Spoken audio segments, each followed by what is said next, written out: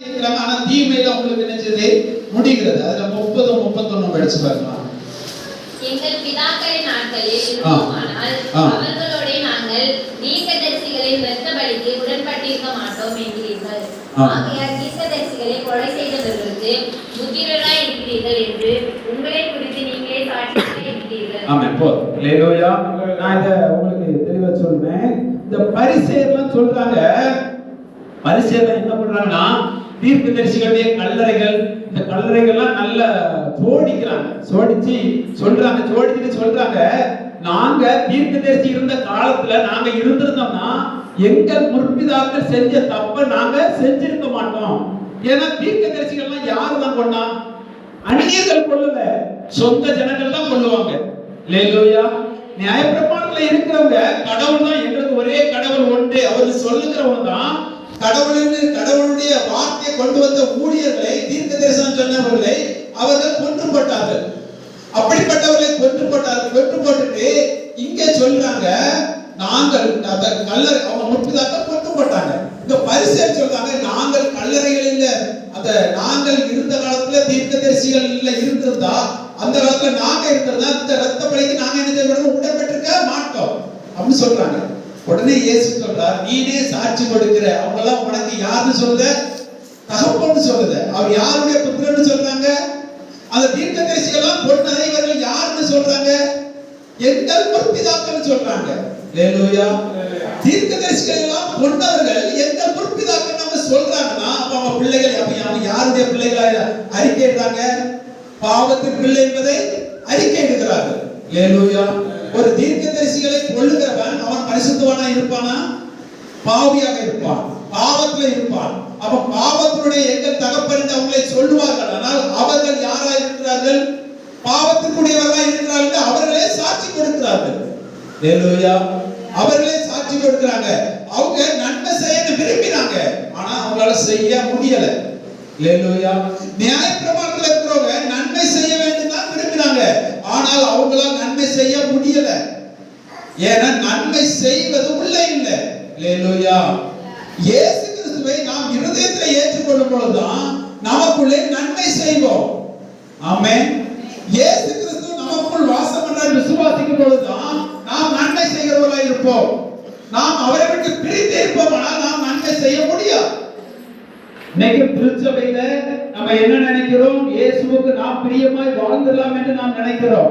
இன்னைக்கு அநேக திருச்சபையில சொல்லப்படுகிறது, இயேசு கிறிஸ்துவுக்கு நீங்கள் இப்படியெல்லாம் சாட்சிகளாய் நாம் இருக்க வேண்டும், நாம் இருக்க வேண்டும் என்பதல்ல, அவர் நம்மளை இருக்க வைக்கிறார் என்றுதான் வசனம் சொல்லுகிறது.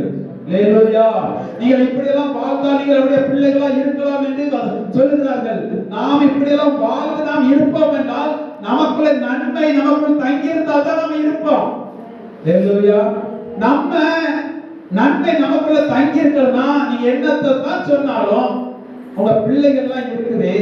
சில பெற்றோர்கள் சின்ன வயதிலே பிள்ளைகளை கண்டிச்சு தான் வளர்ப்பாங்க. அந்த பிள்ளைகள் ஒரு வயது தாண்டினா மீறி போகுது. எதனால மீறி போகுது? நன்மை செய்வது அவங்களுக்கு இல்ல. ஹல்லேலூயா. அந்த பிள்ளைகள் விரும்பினாலும் அவங்களால செய்ய முடியாது. சில குடிகாரர்கள் சொல்வதை நீங்க கேட்டிருப்பீங்க, நான் குடிக்க கூடாதுதான் நினைத்து கொண்டிருக்கிறேன், ஆனால் என்னதான் தெரியல என்ன குடிக்க வச்சிருது சொல்ற கேள்விப்பட்டீங்களா? அதைத்தான் ரோமர்கள் சொல்லுகிறது. அவன் விரும்பினாலும் அவனால என்ன செய்ய முடியல. காரணம் என்ன? அவனுக்குள்ளே அந்த ஆவிகள் கிரியைகளை செய்கிறது. பாவத்தின் அடிமைத்தனத்தின் ஆவிகள் கிரியைகளை செய்கிறது. நீங்கள் மனதுக்குள்ளே இயேசுவை உண்மையாக ஏற்றுக்கொள்வீர்களானால் அதிலிருந்து நீங்கள் விடுதலையாக்கப்படுவீர்கள். ஹல்லேலூயா. இந்த பரிசேயருடைய கூட்டம் எல்லாமே செய்யுது. பரிசேயர்கள் சாதாரணமானவங்க இல்ல. நீங்க அதே பக்கத்துல 23 வசனத்தை நான் படிக்கிற பாருங்க. மாயக்காரரே, வேதபாரகரே, பரிசேயரே, உங்களுக்கு ஐயோ, நீங்கள் ஒற்றத்தலைமையிலும் வெந்தயத்திலும் சீரகத்திலும் தசபாகம் செலுத்தி, இவங்க எதெல்லாம் தசபாகம் செலுத்தாம பாருங்க. சீரகத்துல செலுத்துறாங்க, ஒற்ற தலைமையில செலுத்துறாங்க, வெந்தயத்துல செலுத்துறாங்க, பூண்டுல எல்லாவற்றிலும் தசபாகம் செலுத்துறாங்க. அவங்க காணிக்கை எல்லாவற்றையும் படைக்கிறாங்க. அப்படிப்பட்டவங்களை பார்த்ததுல உங்களுக்கு ஐயோ. எதுக்குன்னா தசபாகம் செலுத்தி நியாயப்பிரமாணத்தில் கற்பித்திருக்கிற விசேஷித்தவைகளாகிய நீதியையும் இரக்கத்தையும் விசுவாசத்தையும் விட்டு விட்டீர்கள். ஹல்லேலூயா. ஒரு காரியத்தை செய்கிறார்கள், ஒரு காரியத்தை விட்டு விடுகிறார்கள். அவர்களை பார்த்து தான் இயேசு சொல்றார், அவர்களுக்கு ஐயோ என்று சொல்லுகிறார். ஆமென். இன்றைக்கு நம்ம சிலுவையினால் மீட்கப்பட்டிருக்கிறோம் என்பதை விசுவாசித்து, அவரால் நாம் பரிசுத்தமாக்கப்பட்டிருக்கிறோம் என்பதை விசுவாசிக்கும் பொழுது நாம் அவருடைய நீதியை பிடித்துக் கொள்கிறோம். அல்லேலூயா. நாம் அவருடைய நீதியை பிடித்துக் கொள்கிறோம். அந்த ரோமர்ல பாருங்க, இதுல இருந்து யார் என்னை விடுதலையாக்குவார் என்று சொல்லப்படுது. நிர்பந்தமான மனிதன் நான், இந்த மரண சரீரத்திலிருந்து யார் என்னை விடுதலையாக்குவார் அப்படி சொல்லிட்டு தான் 25 சொல்றார், நம்முடைய கர்த்தராகிய இயேசு கிறிஸ்துவின் மூலமாக தேவனை ஸ்தோத்திரிக்கிறேன். அதனால் நானே மனதிலே தேவனுடைய நியாயப்பிரமாணத்துக்கும் மாம்சத்தினாலே பாவ பிரமாணத்துக்கும் ஊழியம் செய்கிறேன். இதுல இருந்து விடுதலையாக்க வேண்டுமானால் 8ஆம் அதிகாரத்தை நீங்கள் படிச்சு பார்த்தீங்கன்னா அங்கே இயேசு கிறிஸ்துவின் மூலம் தான் விடுதலை உண்டாகிறது என்று எழுதப்பட்டிருக்கிறோம். இந்த 7ஆம் அதிகாரம் முழுக்க முழுக்க பாருங்க, நீங்க நன்மை செய்ய நினைச்சாலும் உங்களால் நன்மை செய்ய முடியாது என்று சொல்லப்பட்டிருக்கும். ஏனால் இயேசு கிறிஸ்துவை ஏற்றுக்கொள்ளாத யாரும் நன்மை செய்ய விரும்பினாலும் அவங்களால் நன்மை செய்ய முடியாது என்று சொல்லப்படுகிறது. அல்லேலூயா. இன்னைக்கு இயேசு கிறிஸ்துவை இந்த பரிசேயர் சொல்ற பாருங்க, நாங்க இருந்த காலத்துல தீர்க்கதரிசிகளா இருந்தா நாங்க கொலை செய்ய மாட்டோம் சொல்றாங்க. இயேசுவை சிலர் என்ன சொல்றாங்க, அவர் ஒரு தீர்க்கதரிசின்னு சொல்றாங்க. அப்ப சொல்லக்கூடிய தேவனுடைய குமாரன் என்று சொல்றாங்க. அப்போ தீர்க்கதரிசி சொன்னாலும் அந்த தீர்க்கதரிசியை கொல்லுவதற்கு காரணமா இருந்தது யாரு? இந்த பரிசேயர், சதுசேயர், வேதபாரகர், இவங்க தான் இயேசுவை கொல்லுவதற்கு காரணமாக இருந்தாங்க. ஆனா அவங்க என்ன சொல்றாங்க, நாங்கள் இருந்திருந்தா நாங்கள் கொலை செய்ய மாட்டோம், நாங்கள் தீர்க்கதரிசிகளை கொன்றிருக்க மாட்டோம் அப்படிப்பட்ட சொல்லுறவங்க தான் இங்க இயேசுவை பார்த்து சொல்றாங்க, இவரை சாவடிக்க வேண்டும், இவரை கொலை செய்ய வேண்டும், இவரை கொலை செய்ய வேண்டும் என்று சொல்லுகிறார்கள். அல்லேலூயா. எதனால? ஆனா அவங்களுக்கு மனதில் என்ன இருக்குது, நாங்கள் தீர்க்கதரிசிகளை கொலை செய்யக்கூடாது மனதில் இருக்கிறது.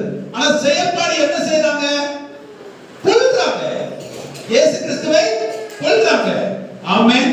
அப்போ மனதில் அவங்க நினைச்சாலும் அவங்களால செய்ய முடியல. காரணம் அவங்களுக்குள்ள என்ன இருந்துச்சு, பாவம் இருந்துச்சு.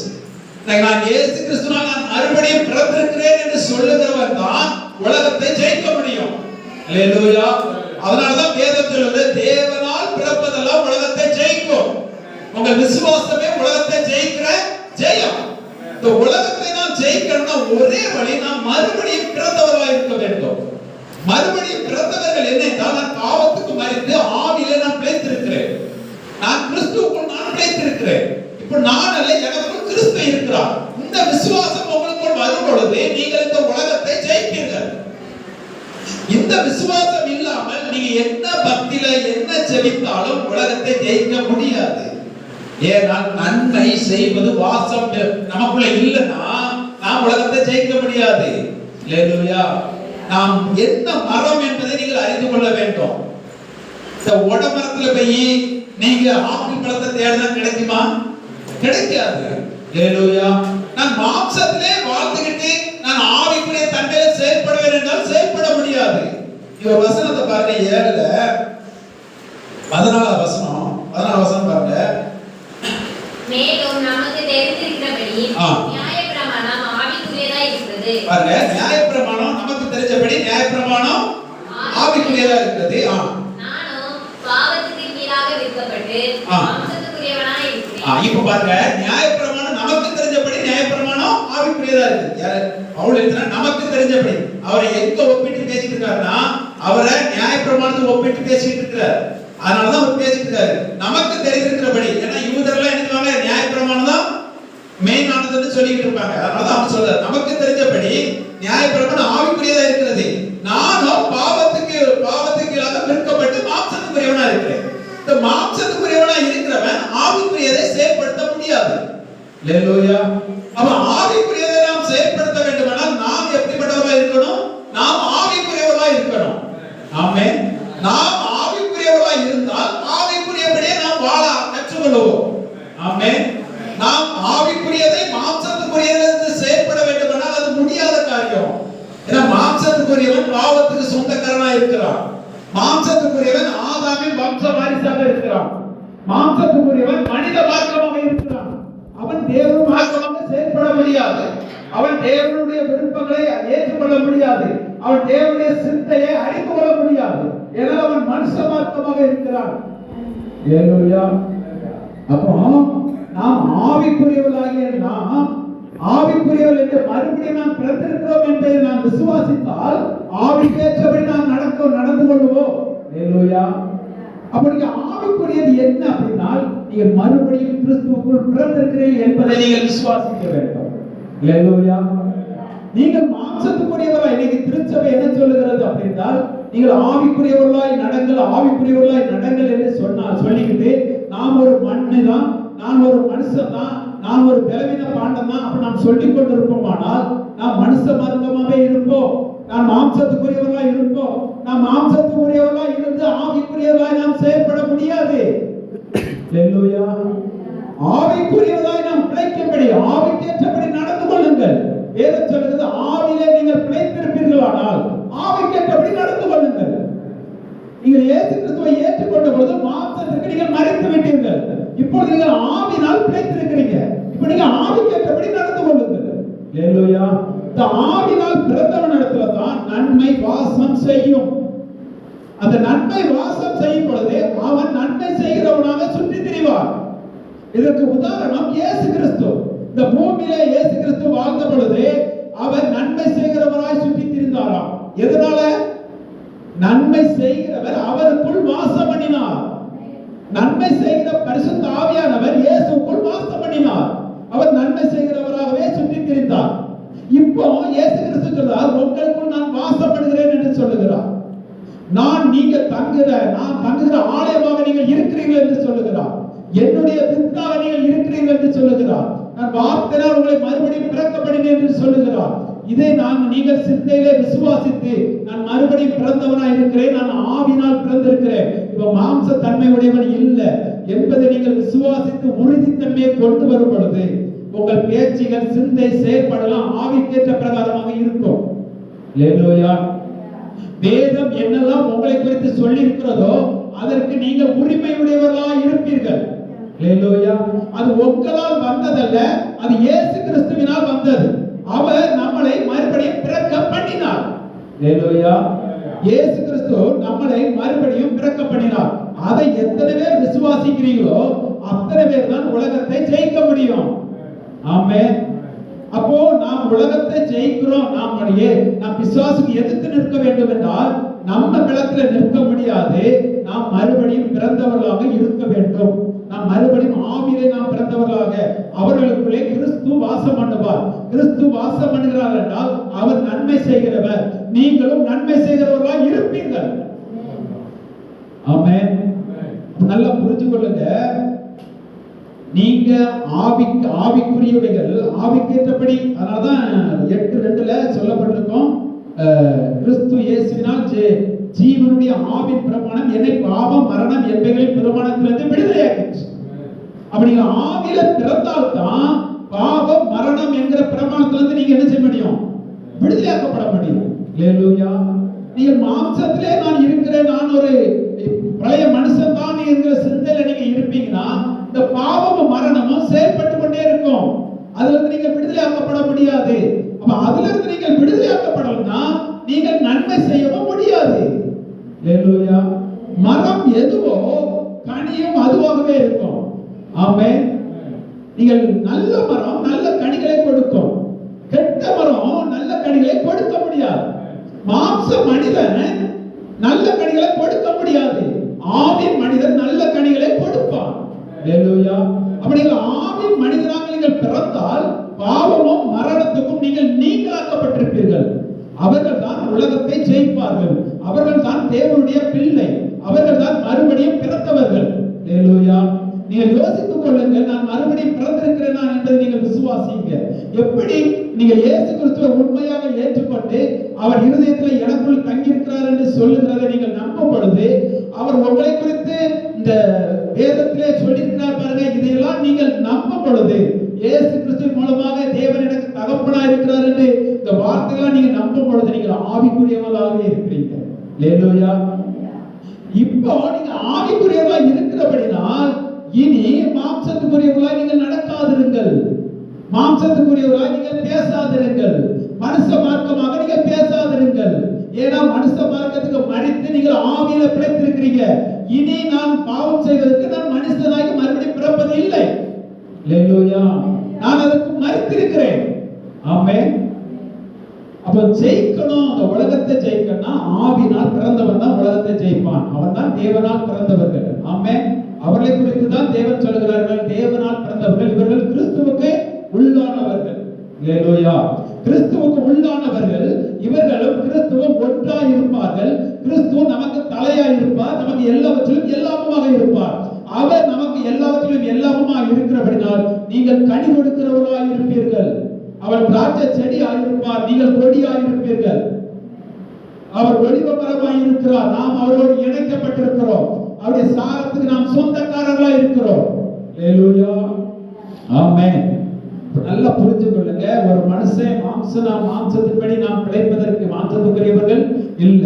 மாம்ச பக்தினால நான் தேவனுக்கு பிரியமா வாழ்ந்துருவேன் என்று நீங்கள் நினைப்பீர்களானால் நீங்கள் தவறாய் போவீர்கள். நிச்சயமாக அது வாழ முடியாது. உதாரணத்துக்கு அதற்காக தான் தேவன் நியாயப்பிரமாணத்தை கொடுத்தார். ஒரு மனிதனாவது நியாயப்பிரமாணத்தை நான் செய்து வெற்றி பெற்றேன் என்று சொல்ல முடியுமா? தேவன் எந்த மனிதனையாவது சொல்லியிருக்காரா நியாயப்பிரமாணத்தில் ஜெயித்திருக்கிறார் என்று சொல்லியிருக்கிறாரா? இல்ல. எல்லாரும் தேவ மகிமையற்றவர்களாகி எல்லாரும் பாவத்துக்குள்ளானார்கள் என்று சொல்லுகிறார். ஒரு மனிதன் நல்லவன் இல்லை என்று சொல்லுகிறார். எதனால சொல்லுகிறார்? அப்ப இப்போ நீங்கள் இயேசு கிறிஸ்துவை நான் ஏற்றுக்கொண்டு நான் பிரியமாய் வாழ்கிறேன் என்று எப்படி நீங்க சொல்ல முடியும்? ஏன்னா நீங்கள் இயேசு கிறிஸ்துவுக்குள் மரித்தாலே வழியா அவருக்கு பிரியமாய் வாழ முடியும். அல்லேலூயா. இந்த உயிரோடு இருக்கும் பொழுதே பாவ மனுஷன் நம்மளோட கூட மரிச்சிட்டேன் என்கிற நிச்சயம் உங்களுக்கு வரும் பொழுதுதான் உங்களுக்குள்ளே நீதி செய்கிறது உங்களுக்குள் தங்கியிருக்கும். எனக்குள் தேவன் இருக்கிறார் என்று நீங்கள் இருதயத்தில் நிச்சயித்தால் தான் அந்த நீதி உங்களுக்குள் செயல்படும். நீங்கள் அப்பதான் நீங்கள் இடம் கொடுக்கிறீங்க அவர்களுக்கு. அல்லேலூயா. அப்போ இன்னைக்கு எத்தனை பேர் இயேசு எனக்குள் பிறந்திருக்கிறார் என்று எத்தனை பேர் நம்பாம இருக்கீங்களோ, இன்னைக்கு உங்களை நீங்க ஒப்பு கொடுங்க. இன்னைக்கு நீங்க ஒப்பு கொடுங்க, தேவன் உங்களுக்கு நல்ல காரியங்களை செய்வார். நன்மைகள் செய்ய ஆரம்பிப்பீர்கள். நீங்க நினைத்தா கூட உங்க நாவிலிருந்து தவறான வார்த்தைகள் வராது. இன்றைக்கு நீங்க ஒப்பு கொடுங்க, நான் பாவத்துக்கு மரிச்சிட்டேன், எனக்குள்ள இயேசு பிழைத்திருக்கிறார், எனக்குள் இயேசுவே பிழைத்திருக்கிறார், நான் அல்ல கிறிஸ்துவே எனக்குள் பிழைத்திருக்கிறார். எல்லாரும் சொல்லுங்க, எல்லாரும் சொல்லுங்க, கொஞ்ச நேரம் சொல்லுங்க. ஆமென். பாவத்துக்கு நான் மரிச்சிட்டேன், நான் இப்ப பிழைச்சிருக்கிறது, மறுபடியும் பிறந்திருக்கிறேன். இப்ப நான் அல்ல, கிறிஸ்துவே எனக்குள் பிழைத்திருக்கிறார். சொல்லுங்க, கிறிஸ்துவே எனக்குள் பிழைத்திருக்கிறார். சொல்லுங்க, கிறிஸ்துவே எனக்குள் பிழைத்திருக்கிறார். ஆமென். நீங்கள் சொல்லும் பொழுது நன்மை உங்களுக்குள் வாசம் பண்ணுகிறது.